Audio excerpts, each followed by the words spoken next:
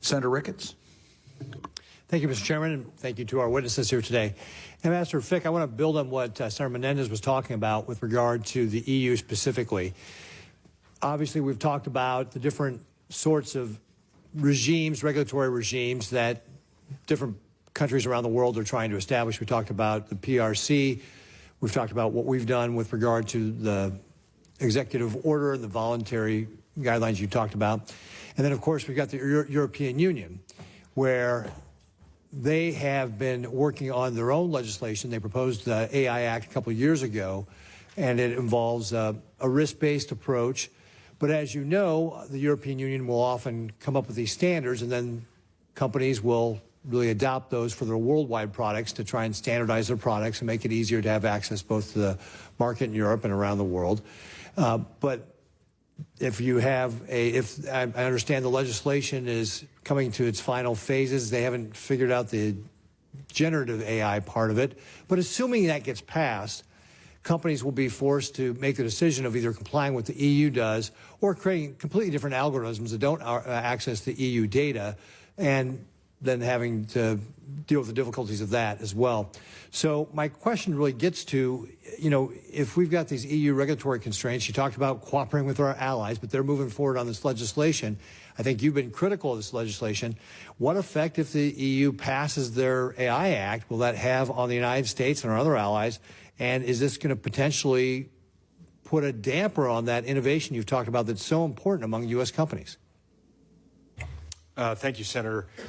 Yes, we've been in regular dialogue with our EU counterparts, both member states and the European Commission, on the substance of the AI Act. I would make three points on this.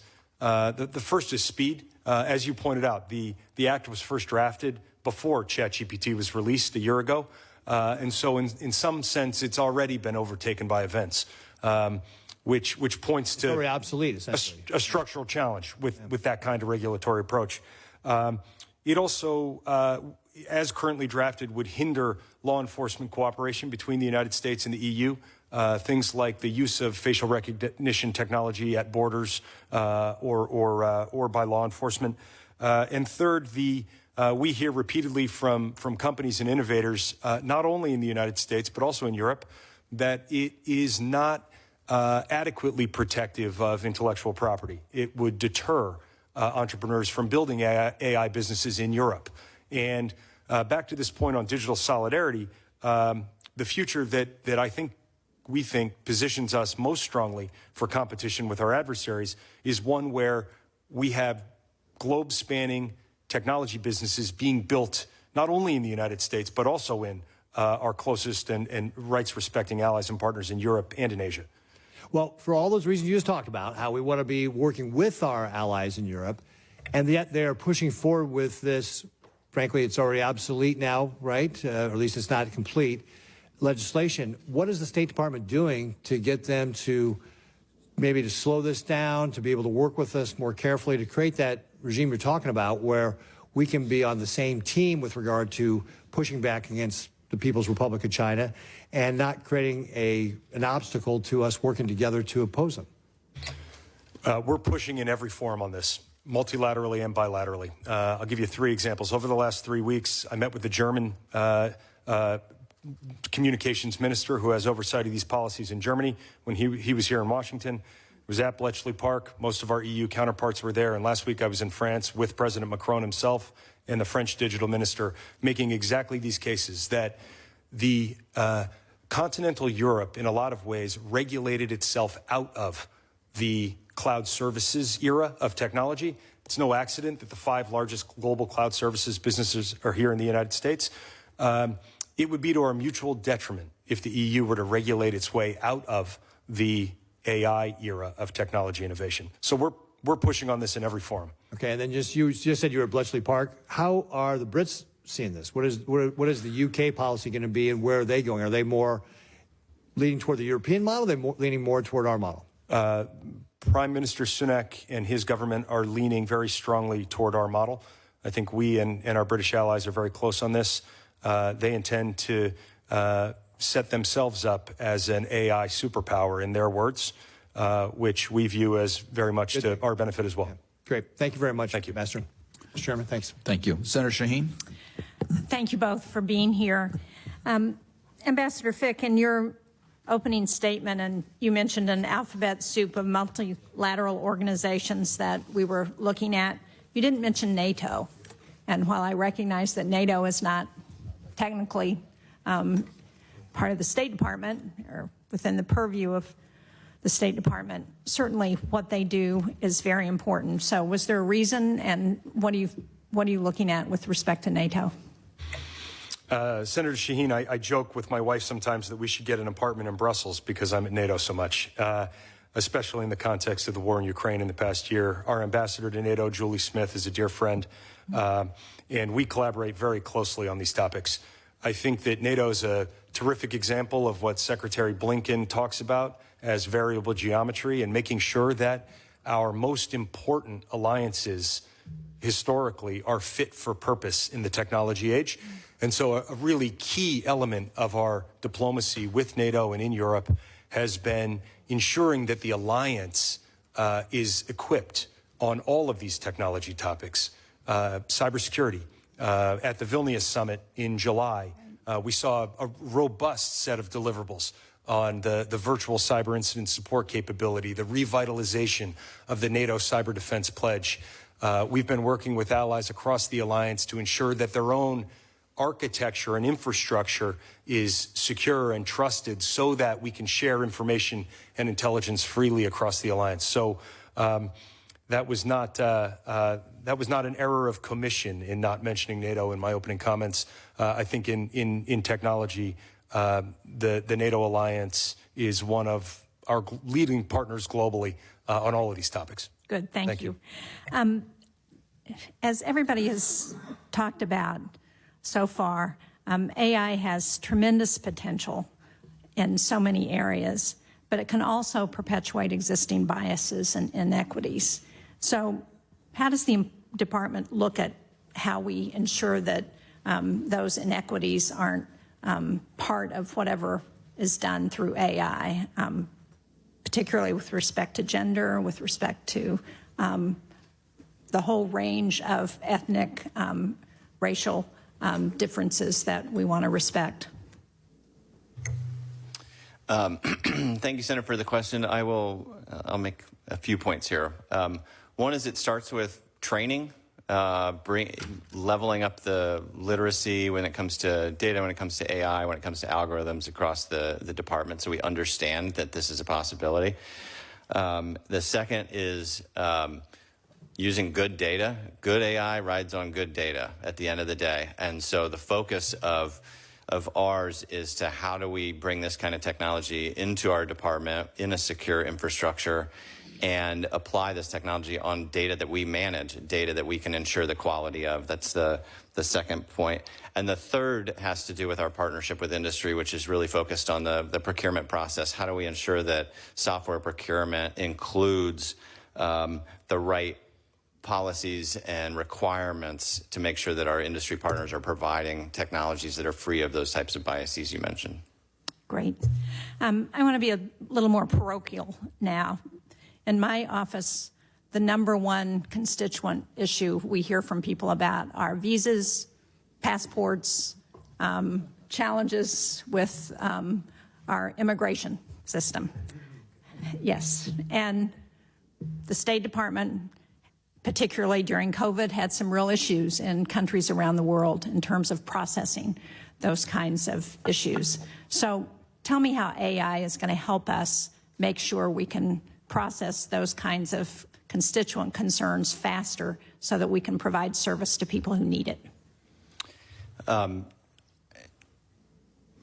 passport organization within Consular Affairs isn't using artificial intelligence at this time. So I know they're in New Hampshire, or at least one of them is. So we're very aware of that. We'll make that point first. More broadly, we see this as a real opportunity to reduce the type of repetitive rote work that happens across the department, both domestically and overseas. We're taking a very pilot-centric approach starting small, learning a lot, scaling where it works, and we've seen some real success with that approach.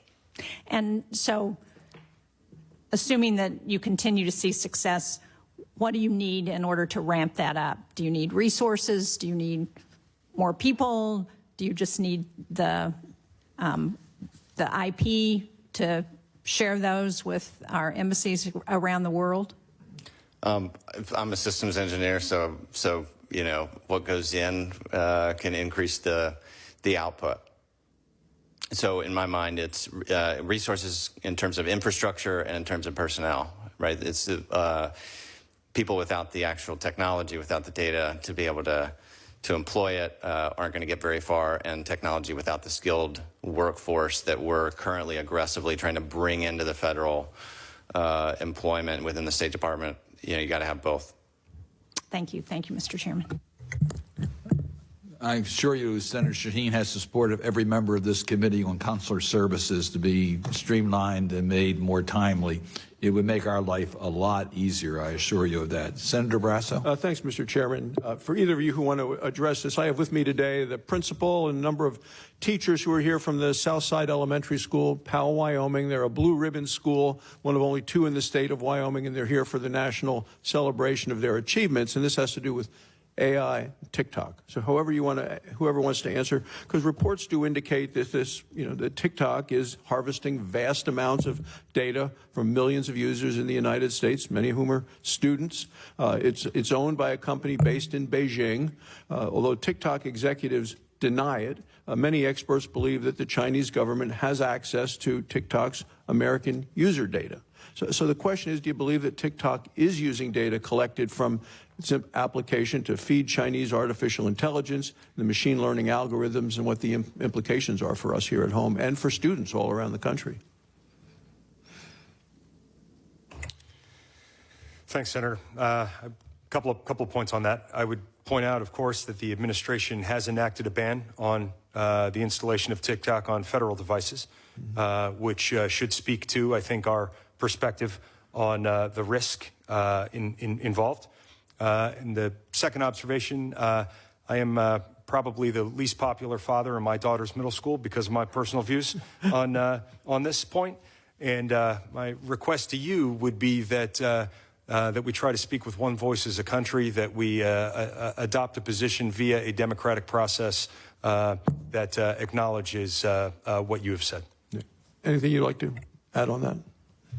Thank you, Senator.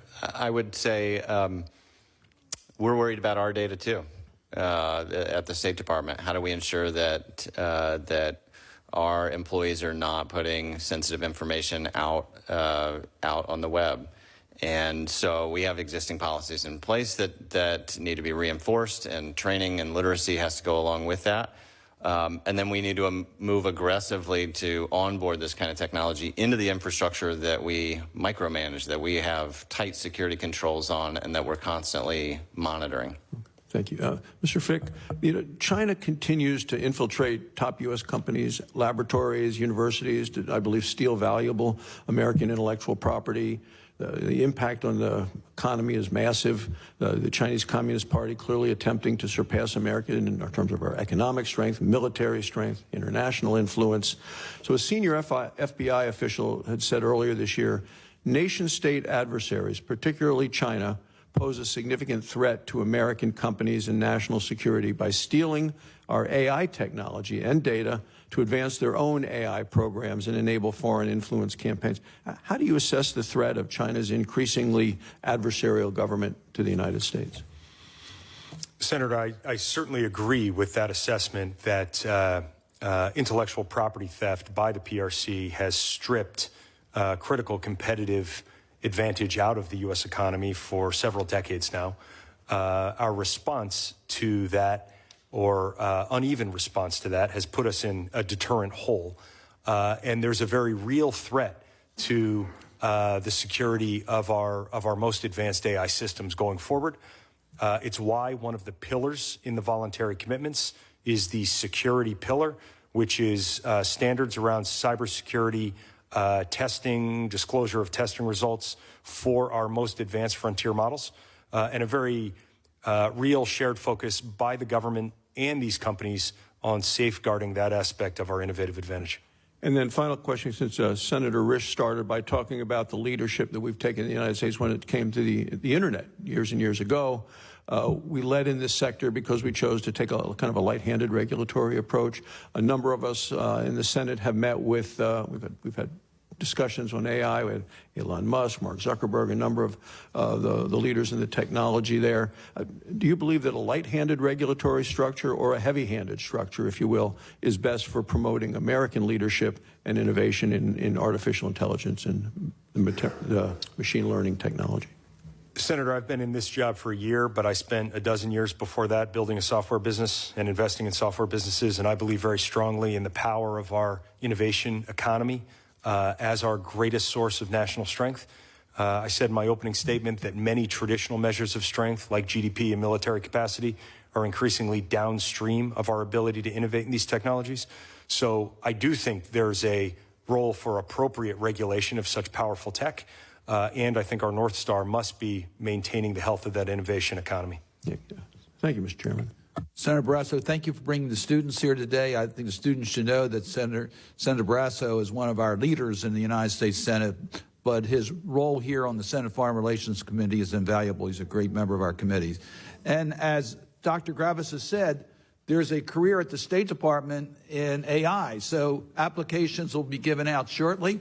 So thank you for being here. We appreciate it very much. Senator Van Hollen. Thank you, Mr. Chairman. Thank both of you for your testimony and for your service. And I know we've covered a lot of ground today, including some of the questions that I was going to ask. So I just wanted to affirm a couple of principles, Ambassador Fick, that I know you've outlined, not just this morning, but earlier, which is in order that part of our overall digital and data strategy has to be to promote American innovation, support American values, including promoting human rights. Would you agree? Yes. And you would agree, I think, that authoritarian regimes fear the open flow of information and data and try to put up walls and barriers against it, right? I agree. And would you agree that one of the mechanisms they use to do it is to try to promote data localization requirements around the world so that those governments can sometimes spy on their people and look for dissenters? We see an increasing balkanization of the free and open internet. So here's my question, because we have a unified executive branch. Were you consulted when the USTR decided to back away from the e-commerce principles at the WTO? Were you consulted as part of that decision? I read about the decision in the press, Senator. And I know what your earlier testimony, one of the things that struck me when you were up for your nomination was that you were a straight shooter. Would you agree that that decision undermines the principles you and I just discussed about an open internet and not allowing authoritarian regimes to more easily spy and crack down on dissent? We advocate in every forum for the benefits of an internet that is free and open and interoperable and reliable and secure, and that includes the free flow of data. I appreciate that, and I understand that you're here not just as a State Department representative, but part of an administration. But I appreciate that answer, because I can tell you that, in my view, that what the USTR did and at the WTO was totally undermine the principles that we just talked about. Free flow of information, stepping back from our resistance to data localization, which empowers authoritarian regimes, as well as our efforts to prevent forced tech transfer. Those were all principles that we had advocated for. And it's my belief that when we back away from that, we lose our credibility around the world, not just on these issues, but on the issues that you two gentlemen have to work on every day. Mr. Chairman, I'd just like to submit for the record a letter that a group of us wrote to President Biden on this issue. Without objection. Thank you. So on the issue of AI. Of course, one of the big issues is, and I think it's been discussed a little bit already this morning, the issue of international standard setting committees. And there are many, but there are a number of key ones. How would you evaluate the current U.S. Presence, participation, influence in those committees? And I'd start with Ambassador Fick and then hear from Dr. Gravis. May I just ask for clarification on which committees, Senator? Which organizations? Yeah, there's the International Standard Setting Committee being one of them. There's one on electrical standards. So those are... Okay, yes, I understand. Yeah.